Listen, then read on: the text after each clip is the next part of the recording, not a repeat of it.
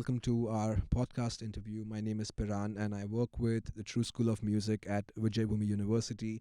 And today we have a very unique a production duo with us, Noisy Pots, all the way from Prague.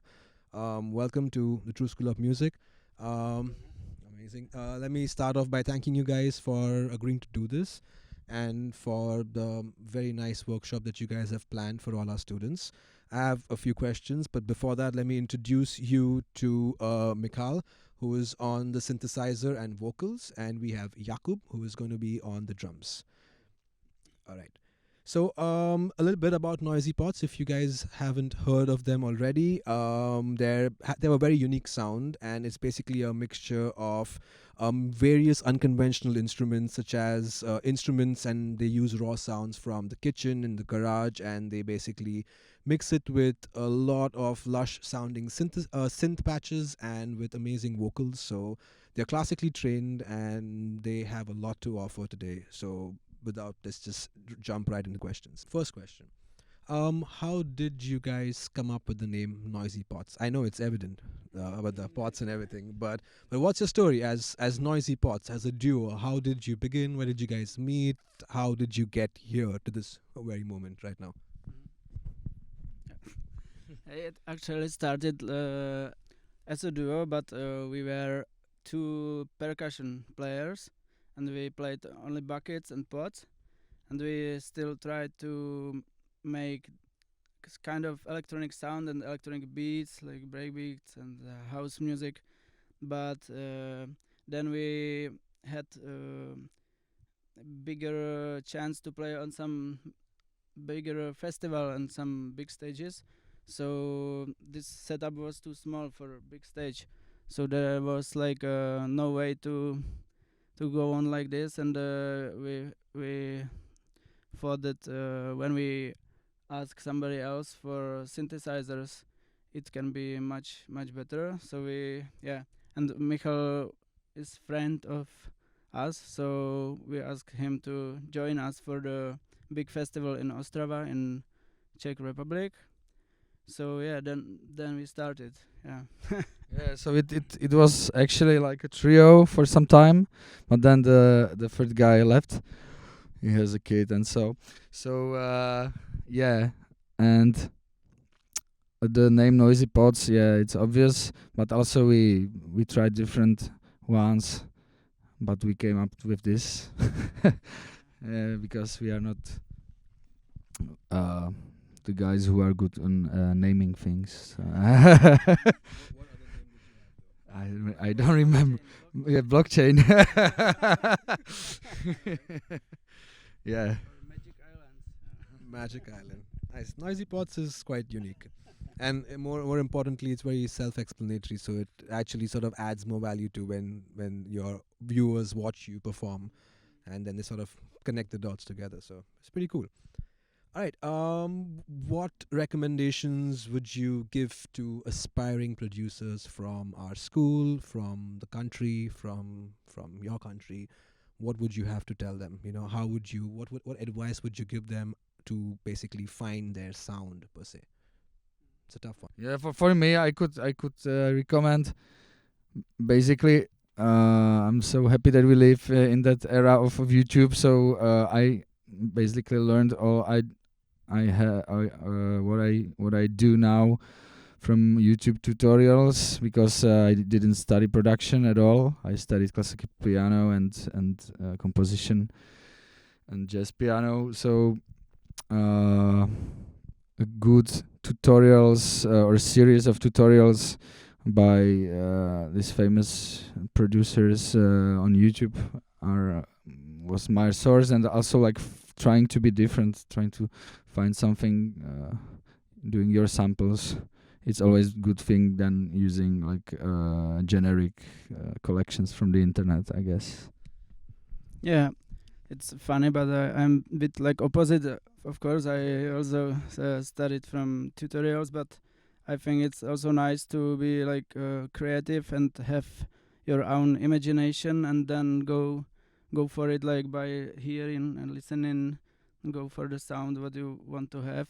And I think tutorials can work, but it's a bit different.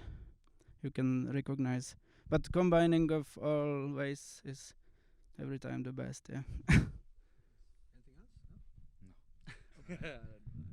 So, so basically, you'd say a good instructional sort of direction in terms of either tutorials or Also, like to listen to your ears, not just like watch plugins and all the stuff. If it's good on paper, how it frequently works or something.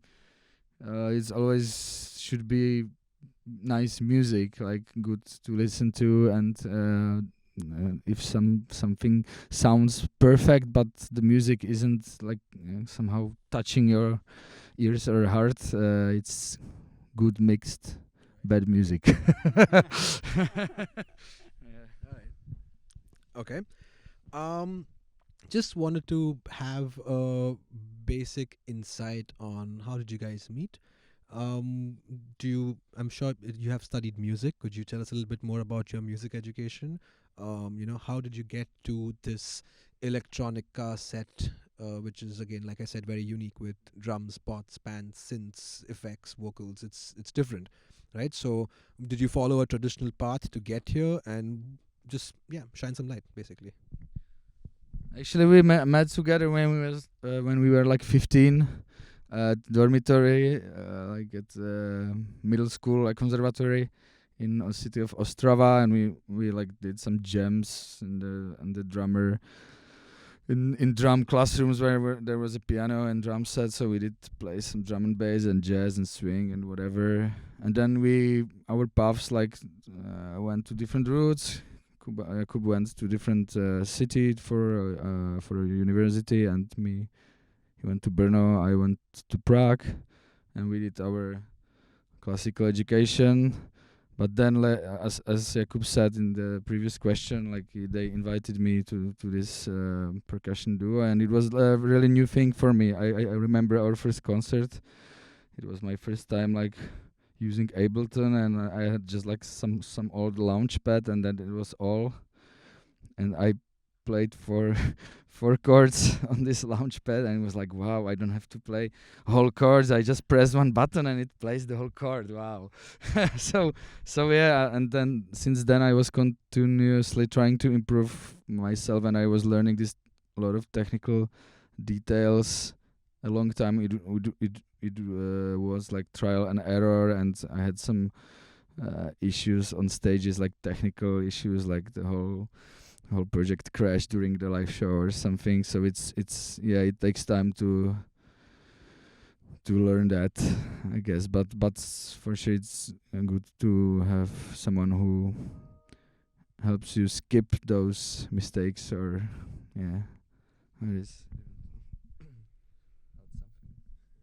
Yeah. Then after that we met again in Prague, like at one university, and we studied jazz department together. So then we jammed much more, and then we moved also our rehearsal place to Prague, and then we went on with electronic stuff, and it goes like until now. Yeah. Thank you, Jakub. All right. Last question. What do you think about you've come to Karjat, and you traveled from Bombay, from Mumbai, you came to Karjat. You've come to the university. You've seen the school. So what are your thoughts about the learning that can happen over here? Because we did have a conversation about the space, and it's always good, But what would be your thought process behind it? What would you what would you expect students to dish out in terms of music, or in terms of content from here? Was that a very vague question? I could rephrase it if you want. How would we teach if you would teach here? More on the lines of, what do you think of this place and what you've seen up till now? What is your experience like? So how has your experience been traveling to Karjat, visiting Vijaybhoomi University, and checking out the space at True School of Music? So what do you think about the place? Okay, I think firstly that the place is very unique, because of its surroundings and how it looks like to be here in the middle of the nature and the mountains around. And I think like for me it would be very nice place to concentrate or on composing, or much better than to be in the center of the city, big city or something. And yeah, we have seen just auditorium, studio, and dorm rooms. So I didn't see the rest, so I cannot say about like classrooms and so. But for now, like what I've seen, it seems like it's very cool, and I very like the place. Vijaybhoomi University, India's first liberal professional university.